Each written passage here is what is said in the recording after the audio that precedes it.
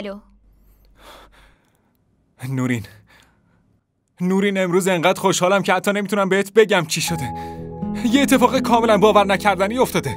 اونقدر خوشحال به نظر میای که انگار جانان عشق تو قبول کرده.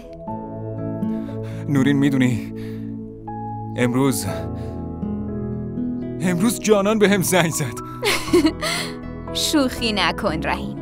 اگه کسی به من بگه خورشید به جای شرق از غرب طلوع میکنه شاید باور کنم، اما اینو اصلا باور نمیکنم. کلی هم با هم حرف زد چون فکر میکرد من اظهارم. منم خیلی باهاش حرف زدم.